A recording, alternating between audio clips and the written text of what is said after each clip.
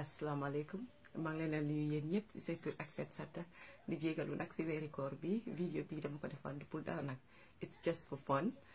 Just want us to have fun and forget all our stress and our problems. Obviously problems yu nekk Gambia moom they need to be solved, but still du tere nag ñu am a bit of fun with it. So dama fii ne ñi rek lañ ko mën a survive duñu mën a jël suñu bopp bi yëpp def ko stress nag.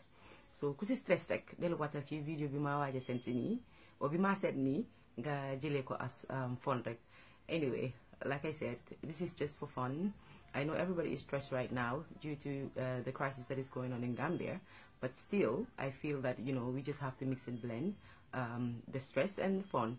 If you feel stressed out, just come back to my video, listen to it, and then, you know, have a stress-free life. Anyway, when we go deep, I'll give you the reason why I'm doing this video. But like I said, it's just for fun, and let's just have fun with it. If I offend anybody, please, I'm asking you to forgive me. And I know it's during Ramadan, and I'm sure a lot of people will be offended by it, but still, let's just see it as fun anyway. You know me. This is me, and I do it as it is, and I say it as it is. So, fun, no fun, it's up to you. It's my fun anyway. Assalamualaikum semua mbokk yi, comme li ma leen wax rek lii is just for fun. Anyway, suma video bi tey lu ko waral nag mooy Binta Kujabi yaa waral video bi. Man nag may la dee ooyee Binta guddi ndaanaan parce que Binta nag ndaanaan nga neexu taw waaye ndaanaan nga ci ndaanaan yi yëpp yaay seen boss. Anyway, Binta, I am very sorry that unfortunately ni nga solo laa bëggoon a solo waaye Ramadan bee tax defuma ko halfway, so dama ko xala civilise rek defal ko loolu parce que danga ne am na ñu bari civilise ku civilise si colin bi la. Alright, xaw ma ndax yow si sa expectation ndax maa ngi civilise anyway, waaye nga fa rek maa ngi jégalu. Binta, banta bi nga téye maa ngi doon di ñaan yàlla ma am ko ak leket bi nekk sa bopp bi am ko, waaye dégg mu dama ko am man di la am whipstick sama whipstick bi moom laa am. Binta ak moom panta bi. Binta mag laa ñaan Binta bàyyil vidéo yi. Binta vidéo bi bu njëkk la da nekk sa last vidéo bu génnewaat vidéo Binta soo génnewaatee vidéo Binta dinañ ko si arena bi vraiment laa wax ne yow Binta vidéo bi nga mujjee moom nga waroon a njëkkee su lu tax njëkkee wuloo foofu nga ñëw si vidéo bi di ko mujjee. Anyway, déggal sa mbokki Gambien yi lan lañ am pour wax si yow suñ paree si foofu loolu ndax dellusiwaat jekkaliwaat ak yow Binta. waaye Binta maa ngi laa woon.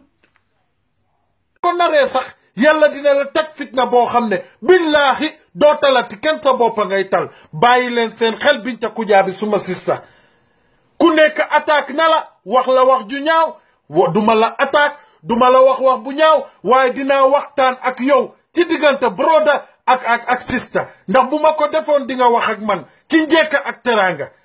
sa vidéo bii bu ma doon yow di nga génn nga baalu réew mi aaxa nga baalu réew mi aaxa. sa vidéo bi ñaaw na sa kaddu ñaaw na li nga wax jigéen du ko wax astuma sax góor di ko wax. bàyyi leen seen xel di ngeen am gàcce di.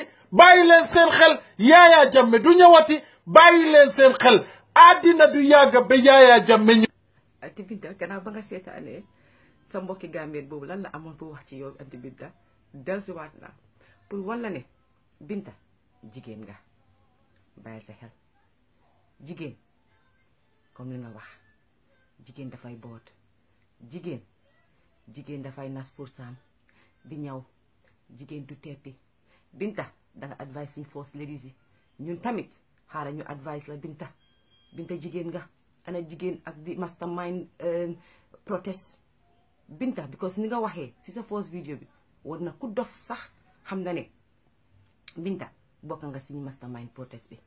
Binta su fekkee ne yow nga ne dangay defar su fekkee ñëw wax nañ la ne dañ bëgg a protest ak nu mu mën a la demee bala nga naa toog di leen advice ne bu leen protest leen peacefully du ko def fii sàngam nangam war nga ne naa laaj am ngeen permit benn war nga ne naa laaj lan moo waral protest bi because Binta sa wax bi yëpp danga naan xanaa ñun waruñoo protest xanaa ñun waruñoo protest Binta waxaguloo ñu dara lu fi leer lan moo war a tax seen protest boobu ngeen protest noonu Binta fooñi dafa rëy Binta kanilaay rek nekkul ci fooñi bàyyil fooñi gi ngeen toppa naan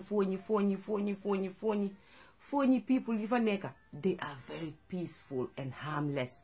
Man dem naa fooñi suma last trip bi te bu ma fa demee li ma fa gis dinaa la ko tegal ci benn vidéo nga seetaan ko Binta bàyyil sa xel jigéen du def ni ngaa defee yow nga wax li nga wax def li ngaa def ba pare Binta nga dellusiwaat fii ne ñun ngaa wax ne danga bëgg a joob Binta Binta buñ la joxee joob boobu Binta dina am lu ma daari président Barrow danga baax nag danga tuu baax yaa ngee joxe joob yi noo gut noo baat maa ngi laa ñaan bul boolee Binta sa liste bi wala boo ko boolee si liste bi boolee ma ci clean na laa ñëwaloon nag wala messenger léegi dama ceeti suma may vice président laa bugga because fii laa ne yelloo naa ko waaw joxuloo suma yaay boobu noonu di ndeysaan madame Fatmata Tamba Jang baax ba bu ko dee nit ñi di ci make noise da warut a nekk vice président ba tax lii dilee mënut a nekk vice président nga la jël ko nga def ko vice président bi war nga ut beneen vice président because fi mu nekk nii nit ñaa ngi laa soxla si vice président si pose bi léegi teg ko fa rek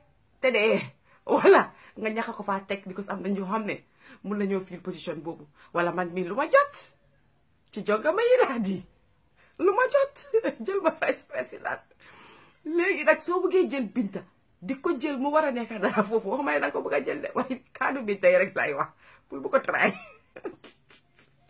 sooy jël Binta rek da ngeen maa jël parce que man moom lii daf ma jaral suma bakkeen Binta du ma ëpp a pose foofu su nekkee kii dama nekk messenger su nekkee messenger ma nekk kii bi way sama ndey waaye lii du mën a nekk so Binta dala tegalaat sa vidéo boobu nga xam ne moom nga ñëw di daal di ñaan nekk post pour liggéey ak suñu président bi yow da nga yebaate Binta torop su fekkee da nga xam ne nit ñi pare nañ la sa kay wala li si Facebook man saa yu ma génnee vidéo nit ñi dañ ko download suñ paree it's either they take it against me or they feel that it's a good video sa vidéo bi su la neexee nga delete ko 10 million times ñi ko war a am nañ ko download nañ ko ba pare pour leeralal la bu setalal la ko xaaral ma tegal la tuuti clips si sa vidéo si nga mën a gis ne li nga wax ak li nga def teguloo ko fenn Binta jigéen nga kat naan nga nag Binta star nga nag su ma del see rek naa la wayi fi star bi tuuti gis nga suma lipstick bi maa ngi la cee woon Binta bàyyi sa xel xaaral ma téye ko naka nga dee téye sax parce que yow da nga dee téye bu civilisé te téye nag xaaral ma téye ko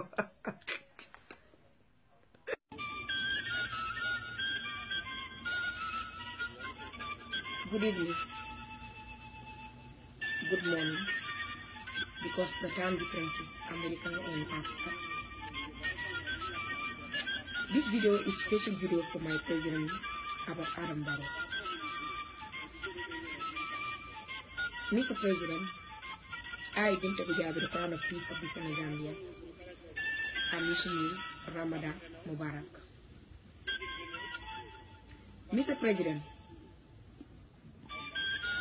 today I'm talking to you to ask a position in your government to work with you, Mr. President, as a citizen of the Senegambia, the Crown of Peace of the Senegambia, the daughter of the land. I'm asking you for a position to work in your government for the sake and the peace of our population of the Senegambia. Mr. President Adam Barrow, I believe you need someone like me to work with you, so our country can move forward. Stand for the Senegambia is my life. Our people need someone like you and like me. Mr. President Adam Barrow, I believe when I come to work with you in your office, the President's office, we will make the whole world, especially our country of the Senegambia, to understand the people of the Senegambia are the most important. That's what we're standing for, and I believe in you. I know you are a great president. You are a great person. What is going on right now in the Gambia, you don't like it. That's not what you asked for. You asked to lead a country to lead the population of the Senegambia, and that's what God gave you. And I, the crown of peace of the Senegambia, am asking you to appoint to work in the office of the president of the Gambia, so our country can be in peace, our people can be in peace. We need to communicate. Mr. President Adam Barrow, I hope you will take my demand as a consideration. And I'm looking forward to hear your positive answer. Thank you. May God give you health and positive to live long, to lead the Gambia. We need you. Thank you, Mr. President. Ramadan Mubarak. gannaaw bëgg seetaane clip boobu nag Binta xaaral ñu waxtaan tuuti. In fact sax balaa ñoo waxtaan sax let me start fu ma war a startee man ma tamit bala ma mujjee fi ma war a startee. Good afternoon, good day, good evening. My message is to the President of the Gambia, His Excellency Adama Barrow. I, Fatoumata Rahman Koka, I sit here today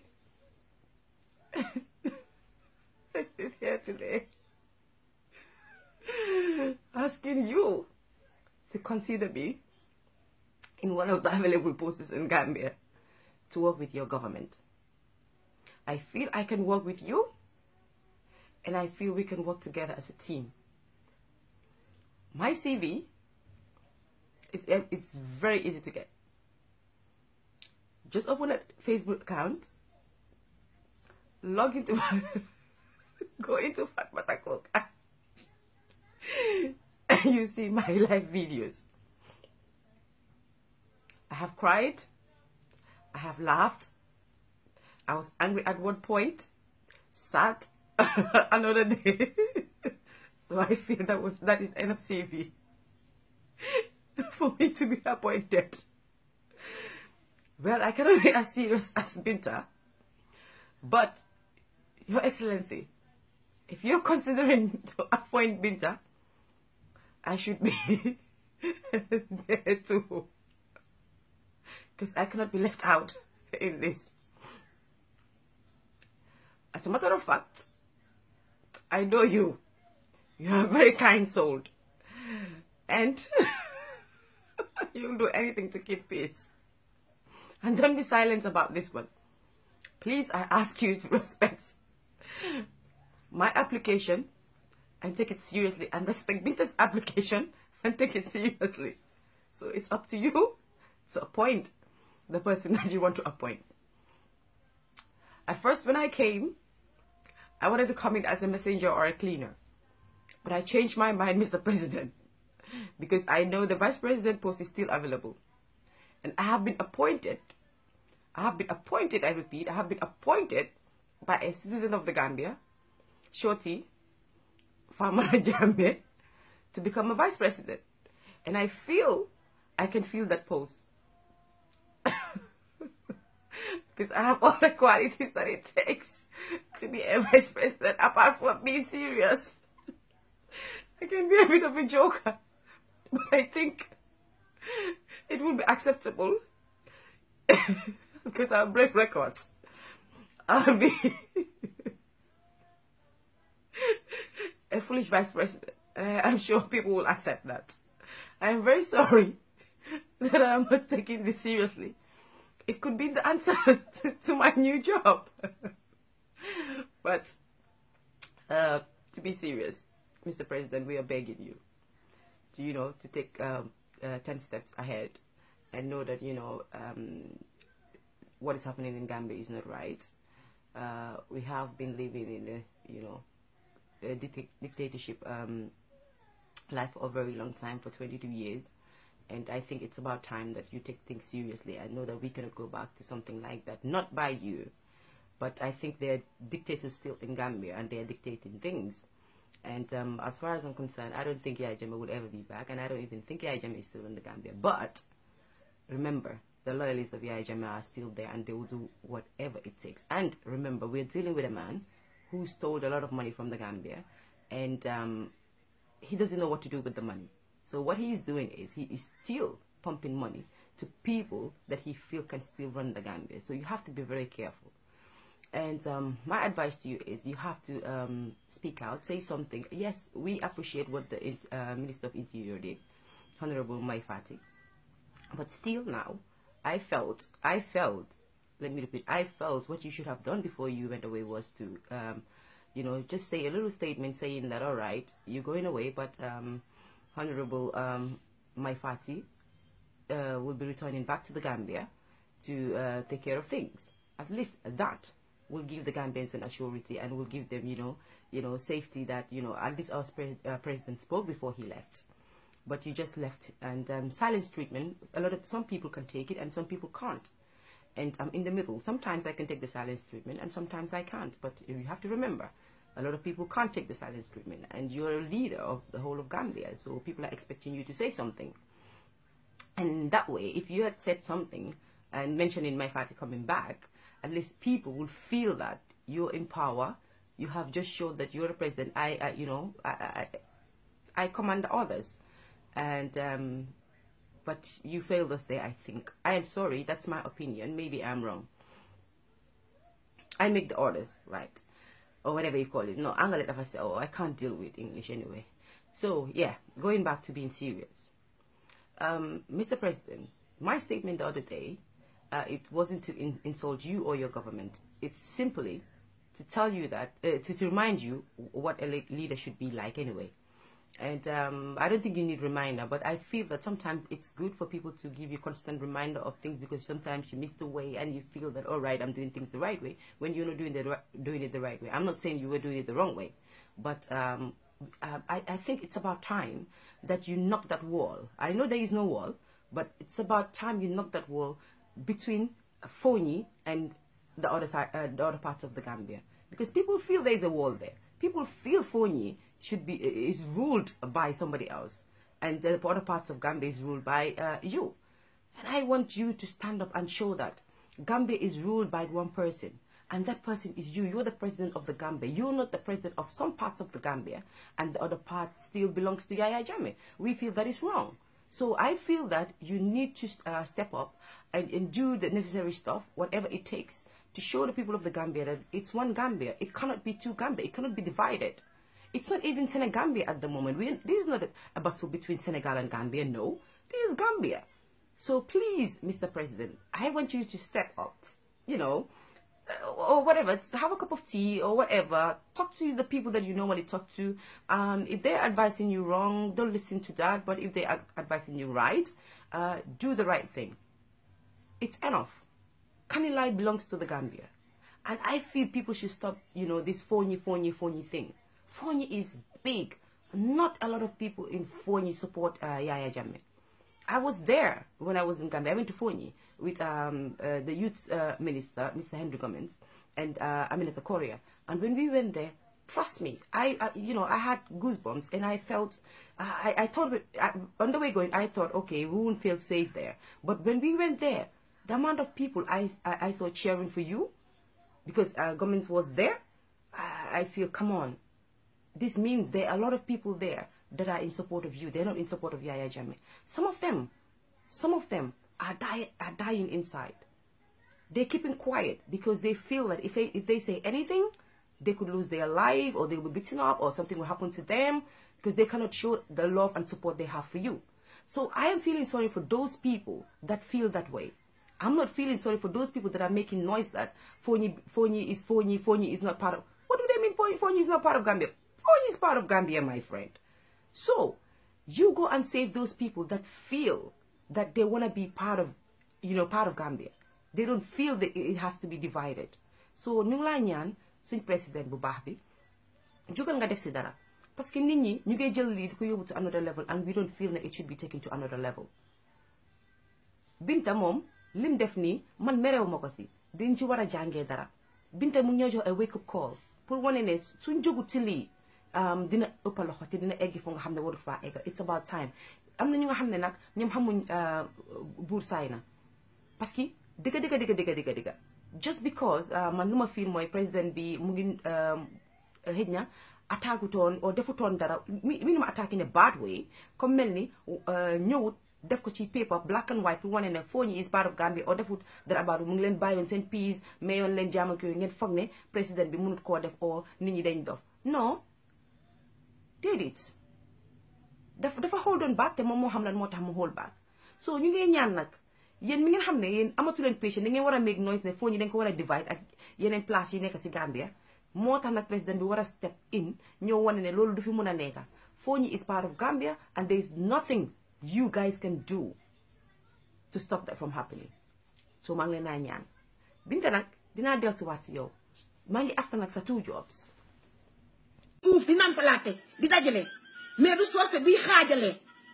boobu soose jógul dëkk soos jógul Gambia bàyyi leen seen acte de barbarie acte de ñàkk civilisation acte de nonsense de rubbish de stupidité bi ñu defe ne affaire de politique non it's over the hand def leen nekk leen ci benn dëgg dinaa tontat ak yéen tey dinaa wax ak yéen parce que dëgg dafa jot pour ñu wax leen ko yéen a yàq dëkk bi boo leen bëggal Gambia toog leen fu ngeen nekk boo leen bëggal Gambia toog leen fu boo leen génn waxu jàmm bu leen génn di yàq Gambia leneen may leen ñu jàmm ngir yàlla bu ëppee foofu nag am na feneen fu muy yàgg te fu muy yegg nag kenn bëgg ko bu fekkete ne Gambia moo leen ñor askan Gambia moo leen ñor ku nekk na nga toogaat sa lal toogaat sa fauteuil nga jàngaat sa bopp bu baax ndax suñuy seen wax bari na seen ŋaamu bari na kenn du fa génne dara lu baax lu dul ay waxi ñaaw dajale leen dëkk moo gën ngeen koy xaajale dox leen jàmm dëkk moo gën ñi koy xaajale képp ku fonk Adama Barrow mii da ngay jóg jàppale ko parce que boo ko xoolee da nga xam ne neewu fa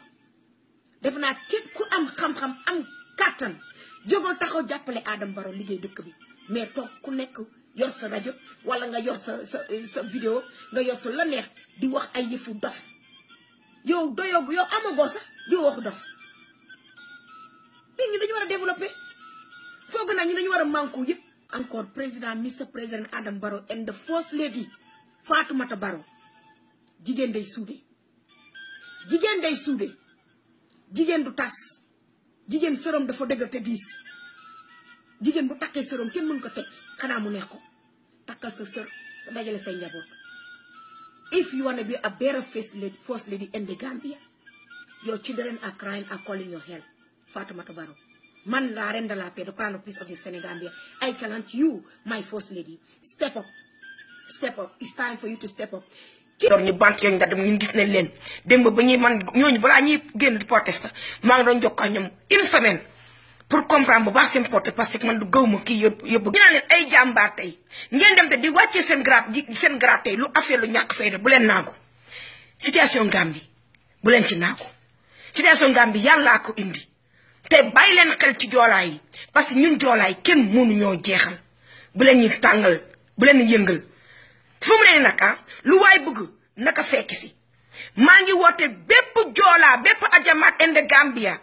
xale bii dee ci hôpital xam ne soldat sénégalais ñoo ko tiire néew bi bu leen ko suul dama woote bépp joolaa tey bu nekk di Gambie nga gëm yu ajamaat pire fos me fe foofu de pour fata ajamaatoo imama mën na pour ba noonu jaat di coow jërëma di ko ñu nax bépp hôpital ci Gambie bii nga jami pour néew bi bu mu génn bépp joolaa tey bu nekk di Gambie nga gëm ne yow joolaa pire nga deretu joolaa mooy daw sa yaram ak ñi la jamaat dama bëgg joolaa bu nekk te bëggam atay mi karen ku jong laa wax ak ku dugg réel leen dégg ngeen baax lu may wax ku dugg leen ku dugg bois sacré dama bëgg ngeen génn dafa jot génn ne yéen ñëpp ngeen dem hôpital Banjul xale boobu ñu rey nga xam ne soldat sénégalais ñoo tiré ci moom ba mu dee ci hôpital te def ñu dara ak ñu jot a gaañ yëpp lii xeex la ba fu mu yem neex man mi samp bu ma nekkoon foofu tey different ball game I will stand outside with my people and march for that fu ne tegal leen ko Adama Barrow ak Mai Fatty ak Lawyer Darboe ne leen explain xale boobu ñu rey pour what raison ban raison moo tax ñiy rey xale yi joolaa yi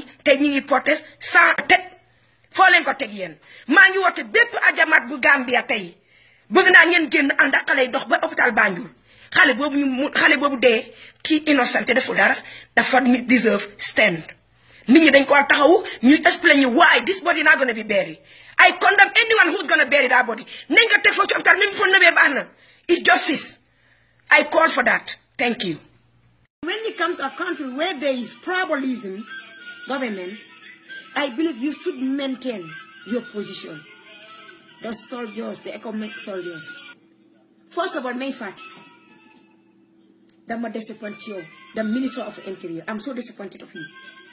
Do not use your personal problem with President Jammeh to resolve it with the innocent Jola people. A leader should remain a leader. A leader should stand as a leader. I am a leader. I was born leader. And I always stand of a leader. You have to resolve a problem. When you know there's a right, just deliver the right. That's how you get respect from the whole world. Right now, Mai Fatty, if you're going to be telling the whole world that these people there was protesting with weapon, with arm, that's a big fat lie. That's a big fat lie. Because those people, when they're ready to plan to protest, I told them, when you protest in peace, you need to hold anything. Go and ask question, and they will answer to you. Hey, we have video evidence enough. We have all the evidence. Shame on you, Mai Fatty. Your own soldiers, they went to meet up with the elders in the village, and they was confronting them and communicating with them, telling them that we are here for you. Make them understand. We have that video. And the elder, they understand what they say. What they did? They walk back home. All of a sudden, gunfire. For what? For what? What the Jola have done in the Gambia? Did the Jola was keeping you away to be a leader? No, Mai Fatty, you forgotten. You have a curse from your own grandfather. Your grandfather already cursed you guys. You will never gonna lead. Don't use your personal anger problem and use the Jola for it. No, we done nothing wrong to you. But guess what? We will never gonna back down for that. Never. We will fight until to the last bottle. Because when you provoke us and come to all the way at homeland, hey, Kanilai, yes, President Jammeh come from Kanilai, of course. So you mean when someone comes from his village, he don't have no right to build his own house, because everybody understand that President Jammeh never travel outside the country to spend any holidays. He go to his own village and spend the holidays. So me, they make it like, why at the end of the day, I will be the winner. Oh yeah, I was born winning. And I will be the winner. You cannot touch my people. You can't. You cannot touch the innocent people. They done nothing to you. They don't know what government. You were looking for government. You got it. They don't stop you to lead it. They don't say anything about you. So why would you put your eyes on them? Look at the banjolai. Ba yo mi jarna la sa. Xal sa tank tube. Da jarna sa dag sa bop. Mais yow, Mai Fatty, len la bëgg nga understand. Jola géej la. Kenn mënu ko téye. Day gas di dem. Boo toogee nga foog ne Jola is a small group of people, da ngay nax sa bopp. Ñun dëkk lañ. Kenn mënu ñoo jeexal. Xanaa yow mi nga xamante ne oh yeah amoo dëkk doo dem doo bëri. Non doo fa dem parce que lu tax da nga amul dëkk. Gambie googu nga nekk nga toog nga comptable foofu nga bëgg a def dëkk waay kenn bulem la parce que ku amul dëkk fu bu mu toog mu comptable rek day dëju ne fi day xëccoo day buuxante yéen Gambie googu nga mën a jël def ko sa dëkk parce que yow xajoo message bi Mai Fatty ak ku ko jël ku ne dama bëgg mu àgg ci moom ci Mai Fatty dama bëgg mu xam ni que man la reine de la paix of the Senegambia Binta Goudiaby, the daughter of the land, the only daughter of the green land. Boo leen xamul ne Gambia benn doom bu jigéen kese lañu am. The only daughter of the Senegambia. I say to Mai Fatty, welcome to my war.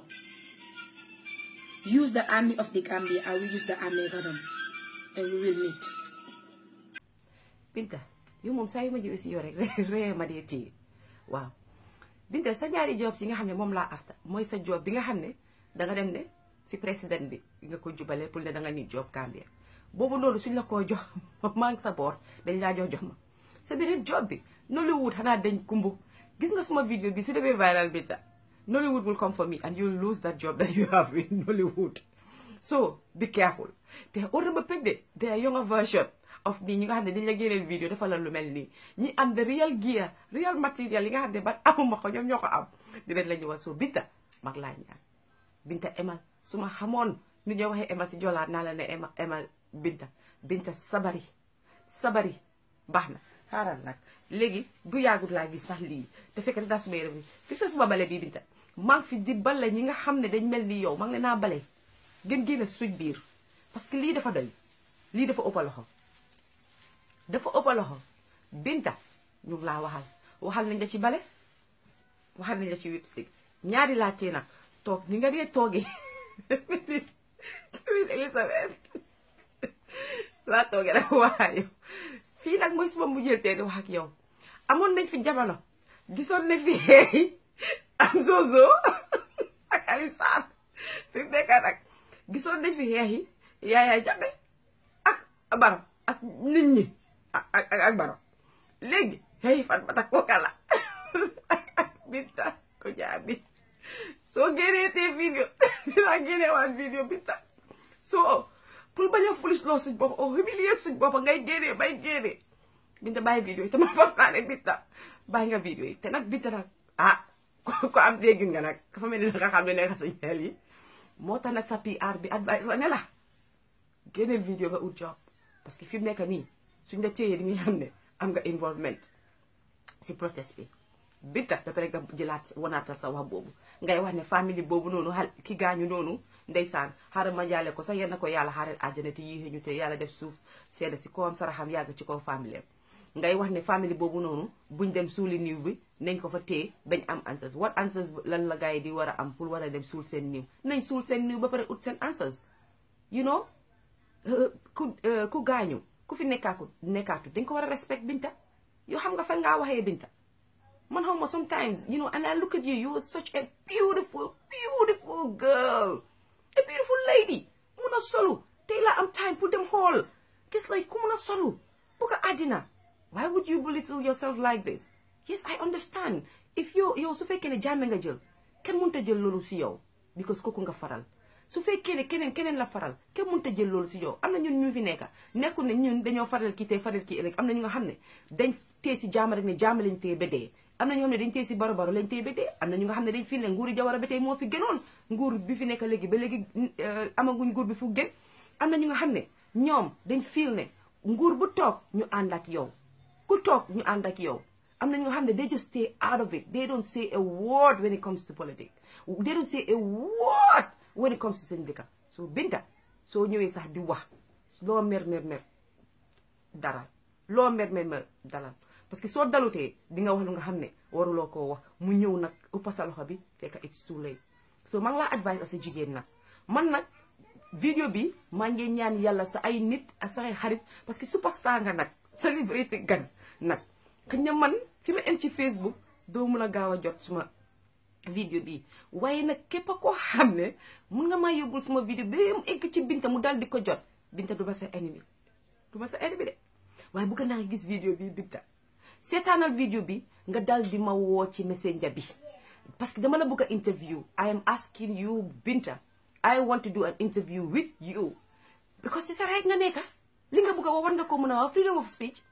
waaw fii nga nekka si Amérique di def lu la neex di wax lu la neex nekkuloo Gambia taxaw fa di protest so man dama la bëgg a interview pour laaj la a few questions I won't be against you I won't be in for you but I will ask you questions based on your videos so maa ngi laa ñaan nag ne Binta kaay ñu bokk benn plateforme ñu waxtaan mun naa am nag xëy na dafa am lu la naxari ba tax nga defee yow yaa ngee wax ne honorable Mai Fatty dafa jël caw yi Yaya Jammeh bu ko koo cawee waa Fooñi Binta yow it nag jël nga nag caw yari Yaya Jammeh nag bu ko koo yaree Gambie yëpp nag Binta yow tamit boo jëlee xeer na dayaa ko sànni si këri glace bi nag Binta maa ngi laa woon nag di la waxal nag su ma nit ka nag ñëwal lii laa am ak lii soo maa ngi leen naa bàyyi nag indu leen ak jàmm jërëjëf waay